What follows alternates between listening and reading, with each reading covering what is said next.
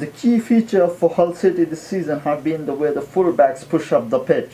And when the match kicked off, the only question I had was, were the fullbacks going to go forward with as much freedom as they were in the previous matches? Yes, they were going forward, and props to Hull City for that. And immediately when they went forward and got into good crossing positions, they created a brilliant chance for Jelovic, who somehow managed to miss it. And that's the beauty of football. With the very next attack, Manchester City scored. It was not an easier chance than that which Jelovic just had missed, but perhaps it was the difference in quality which was shown.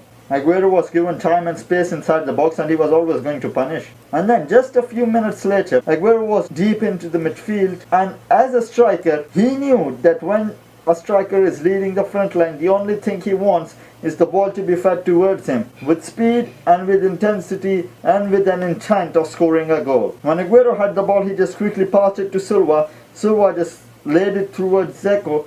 Dzeko was perhaps not in a goal-scoring position, and Hull defenders and the goalkeeper himself might have thought that they have Dzeko cornered, but Dzeko just moved the ball a yard to his right and unleashed a cracker. After going 2-0 up, City were allowing Hull time and space on the ball. Perhaps it was like they allotted a zone that as soon as any Hull City player crossed that zone, he would be pressed, crowded out, and the ball would just simply be taken away from him. Oh, Mangala had a night to forget. I felt sorry for him. He had done so brilliantly last week. But moments like this for a defender, a simple cross from the right flank, no one is pressurizing Mangala. Mangala might have taken a touch and controlled the ball, but he decides to clear it. I don't know where he intended it to go, but somehow he managed to accurately place it into his own goal. You can't let one mistake get the better of you. Most of the time when a defender makes a mistake and he tries to redeem himself, he ends up doing even something more stupid. Mangala gave away a penalty for high foot. I don't know how he did not get sent off. That was a clear high foot